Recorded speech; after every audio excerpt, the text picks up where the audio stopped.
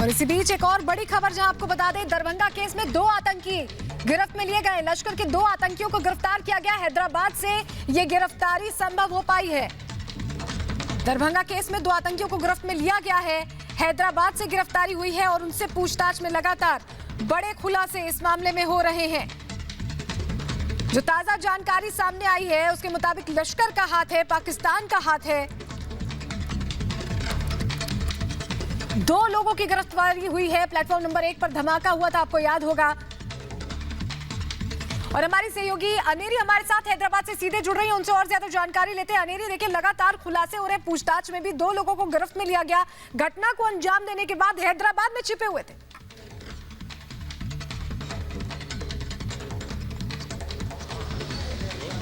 जी हाँ, बिल्कुल। अगर हम इस वक्त यहाँ पे, मैं अगर आपको यहाँ पे दिखाऊं, ये था जहाँ पे 2 टेररिस्ट जो लश्कर के टेररिस्ट थे वो यहीं इसी अपार्टमेंट में रहते थे। अगर हम ऊपर जाने की कोशिश करेंगे तो हम देखते हैं कि जो लश्कर के टेररिस्ट थे वो यहाँ ऊपर रहते थे, फर्स्ट फ्लोर पे।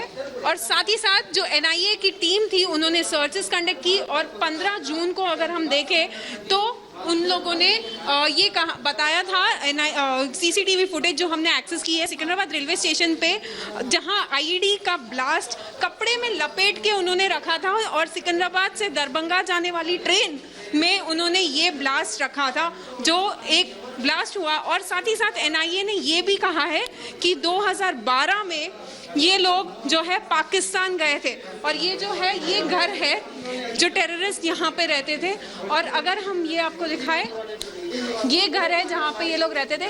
और साथ ही साथ बाजू और यहाँ पे जो ग्रोसरी शॉप है, यहाँ पे इनके नेबर्स हैं, वो लोग भी यही कह रहे हैं कि वो लोग यहाँ पे करीब करीब 2 या 3 साल से रहते थे। और साथ ही साथ अगर हम देखें, यहाँ पे ये घर है जहाँ पे ये 2 टेररिस्ट रहते थे, जहाँ NIA ने कल छापामारी की और साथ ही साथ बाद में 2 लोगों को अरेस्ट किया। और आगे NIA ने अब उनका ट्रांजिट ऑर्डर लिया है।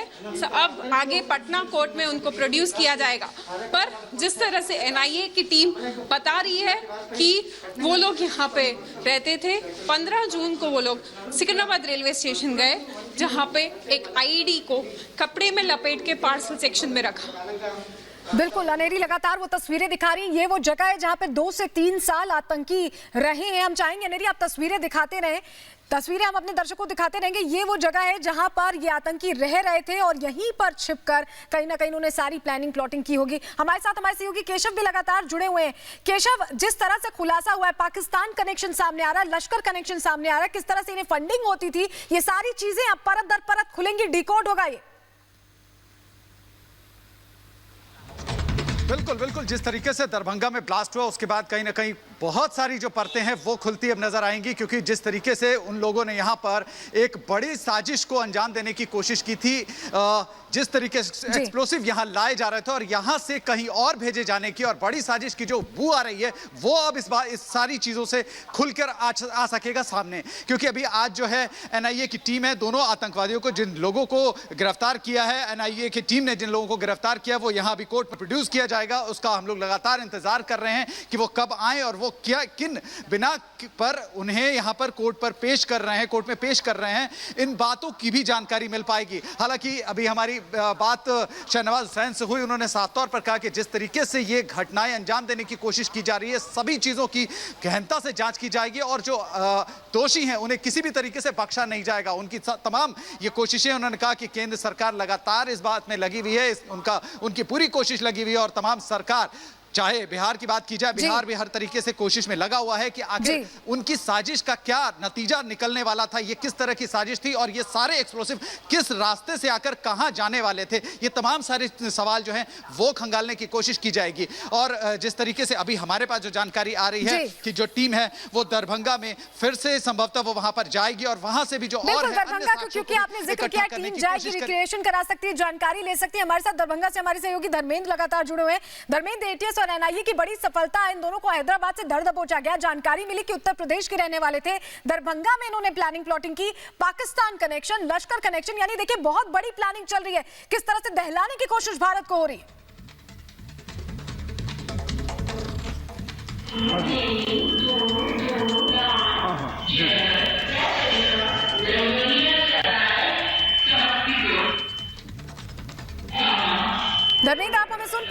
के खड़े हैं यहीं पर हम लोग। चलिए, धर्मेंद्र तक हमारी आवाज नहीं पहुंच रही, लेकिन केशव देखिए वहां पर ही धर्मेंद्र मौजूद हैं। हालांकि दरभंगा के प्लेटफॉर्म नंबर 1 पर ही वो मौजूद हैं। हम चाहेंगे वो तस्वीरें भी धर्मेंद्र दिखाएं। लेकिन केशव, ये जो चीजें हैं ये खुल कर अब धीरे धीरे सामने आ रही हैं। अब इन दोनों भाइयों से जब कड़ी पूछताछ होगी तब सच उगलेंगे। ये कहां से पैसे आते थे, कहां से प्लानिंग होती थी, कौन था मास्टरमाइंड, ये तमाम सच्चाई अब सामने आने वाली है। केशव, सच्चाइयों की तरफ जो है एनआईए की तमाम टीमें जो है वो बात कर रही हैं, कोशिश कर रही हैं कि तमाम सारी जो जानकारियां वो निकल कर आए, क्योंकि किस तरीके से लश्कर तैयबा और तमाम जो पाकिस्तान कनेक्शन निकल कर आ रहा है। जो ब्लास्ट के बाद से जिस तरीके से जब जांच हुई, यहां जो दरभंगा में जिस तरीके से एक्सप्लोसिव लाया गया, किस तरीके से आए और जो अचानक ब्लास्ट होने की वजह से उनकी जो पूरी साजिश थी वो नाकाम होती नजर आई। ऐसे में सवाल उठता है कि आखिर इनकी बड़ी साजिश क्या थी? क्या केवल जो धर्मेंद्र का रुख करेंगे। धर्मेंद्र वही दरभंगा रेलवे स्टेशन पर ही मौजूद है। धर्मेंद्र, जिस तरह से खुलासा हुआ है, किस तरह से दरभंगा को दहलाने की साजिश रची गई, अब सच धीरे धीरे करके सामने आ रहा है। ट्रेन में वो पार्सल में ये लाया जा रहा था, वो स्थिति में रखा हुआ था और उसको ट्रेन में ब्लास्ट करने की साजिश थी, जिससे ट्रेन को बर्निंग ट्रेन बनाया जा सके। लेकिन संजोगवश तो ट्रेन में ब्लास्ट नहीं हो पाया और पार्सल उतारने के बाद ब्लास्ट हुआ था। हाँ जी, बिल्कुल। तो चाहेंगे तस्वीरें आप दिखाते रहे धर्मेंद्र पांडे हमारे सहयोगी दरभंगा से हमारे साथ जुड़े, जो तस्वीरें दिखा रहे हैं। 17 जून को दरअसल दरभंगा रेलवे स्टेशन पर ब्लास्ट हुआ था, दहलाने की साजिश रची गई थी, लेकिन अब 2 लोगों को गिरफ्त में लिया गया है। धर्मेंद्र, चाहेंगे जरा आप हमारे दर्शकों को दिखाएं, क्योंकि आप प्लेटफॉर्म नंबर 1 पर ही मौजूद है। जरा चाहेंगे दिखाएं कि कहां पर वो लिफाफा रखा गया, किस तरह से वहां पर जो एरिया है जहां पर ये ब्लास्ट हुआ। चाहेंगे आप जरा तस्वीरें हमारे दर्शकों को अगर दिखा पाए। यहीं पे खड़े हैं जहाँ पे ब्लास्ट हुआ था।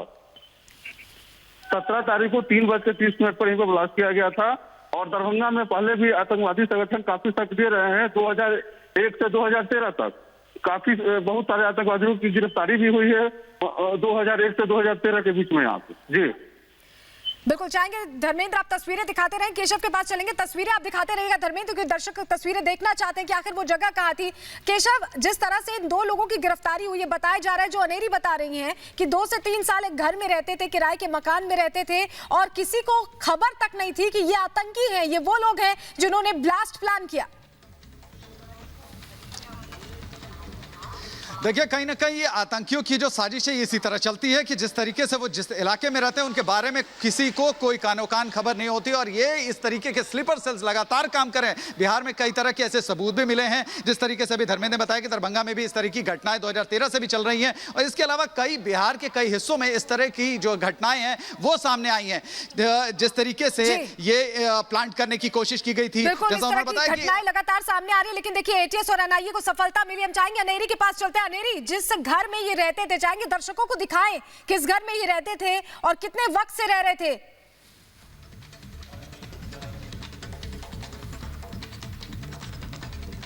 जी बिल्कुल, अगर हम यहाँ पे देखें, ये जो घर है यहाँ पे एक मल्लेपल्ली एरिया में ये लोग रहते थे और आजू बाजू नेबर्स और जो ग्रोसरी शॉप है जहाँ पे हमने बातचीत की, वहाँ पे भी वो लोग कह रहे थे कि करीब करीब 2 या 3 साल से ये लोग यहाँ पे रहते थे और कभी किसी को शक नहीं हुआ कि ये लोग कोई पाकिस्तानी टेरर बेस्ड हैंडलर के लोग हो सकते हैं या ऐसा कुछ सस्पिशियस कभी कुछ मिला नहीं इन लोगों को, जबकि ये लोग इनसे रोज मुलाकात करते थे। हालांकि यहाँ पे जब हमने बाजू में ग्रोसरी शॉप है वहाँ पे भी बात करने की कोशिश की तो उन लोगों ने भी यही बताया कि ये लोग जो है यहाँ पे 2-3 साल से रहते थे और अगर हम यहाँ पे ये डोर को नॉक करने की भी कोशिश करें पर अभी कोई खोल नहीं रहा है। अंदर कहा जा रहा है कि अंदर लोग हैं पर कोई डोर खोल नहीं रहे और यहाँ पे ये लोग इसी घर में रहते थे जहाँ पे एनआईए ने कल छापेमारी की और 2 लोगों को अरेस्ट किया। और एनआईए का साथ ही साथ ये भी कहना है कि ये लोग 2012 में पाकिस्तान विजिट किया था, पाकिस्तान जाके वापस आए थे और अगर हम सीसीटीवी फुटेज की अगर बात करें 15 जून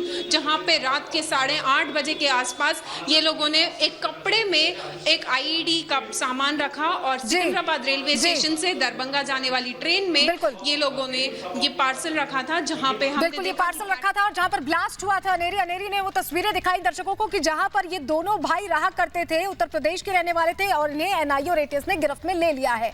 चलेंगे धर्मेंद्र के पास, दरभंगा स्टेशन पर लगातार मौजूद है, प्लेटफॉर्म नंबर 1 जहां पर वो धमाका करने की कोशिश की गई, वो प्लांट किया गया। धर्मेंद्र, चाहेंगे दर्शकों को अगर एक सिलसिलेवार तरीके से आप समझा पाए कि कौन सा वो एरिया था जहां पर वो लिफाफा छोड़ा गया, जहां धमाका हुआ, एक बार तस्वीरों के जरिए जरा समझाएं दर्शकों को। ये ट्रेन जो है वो सिकंदराबाद से दरभंगा आती है, तो प्लेटफॉर्म नंबर 2 पर आई थी और पार्सल करके उसको लेके प्लेटफॉर्म नंबर 2 पर ट्रेन आई थी। वहां से उसको प्लेटफॉर्म नंबर 1 पर लाके रखा गया था। जैसे ही रखा गया 3 बजे दोपहर के 3:30 पर वैसे ही उसमें ब्लास्ट हुआ और अचानक तो भगदड़ सा वहां पर बन गया था। उसके बाद वहां पर जांच के लिए लोग आए, जीआरपी थाना के बगल में ही था वो जगह जहां पर ब्लास्ट किया गया था। बिल्कुल धर्मेंद्र, तस्वीरें लगातार दिखा रहे हैं और जानकारी दे रहे हैं कि किस तरह से इस घटना को अंजाम दिया गया था। 17 जून की वो तारीख जब प्लेटफॉर्म नंबर 1 पर धमाका हुआ था। और ये सीसीटीवी फुटेज जरा हम दिखा दें दर्शकों को, ये उस वक्त का सीसीटीवी फुटेज है जब धमाका हुआ।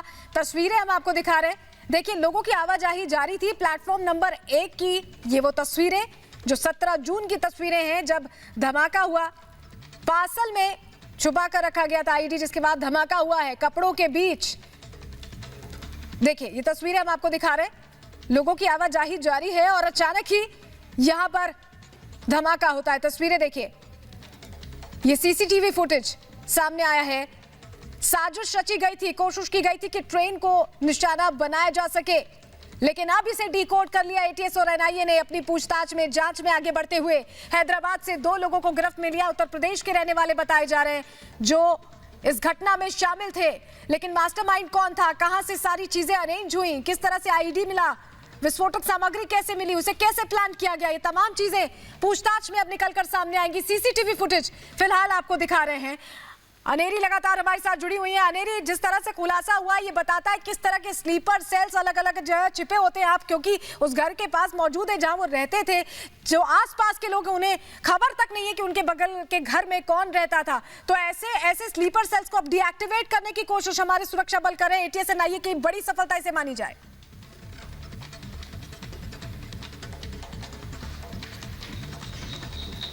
जी हाँ, बिल्कुल। अगर हम इस वक्त की बात करें, जो यहाँ पे 2 साल, करीब 2 से 3 साल से यहाँ पे रह रहे थे, पर हालांकि किसी को भी ऐसा अंदाजा नहीं था कि ये लोग एक टेररिस्ट ग्रुप के लोग हो सकते हैं। और साथ ही साथ अगर हम एनआईए की टीम ने जो कल स्टेटमेंट दिया था, जहाँ पे उन लोगों ने 2 लोगों को हैदराबाद से अरेस्ट किया था, यही घर था जहाँ से इन लोगों को अरेस्ट किया गया था।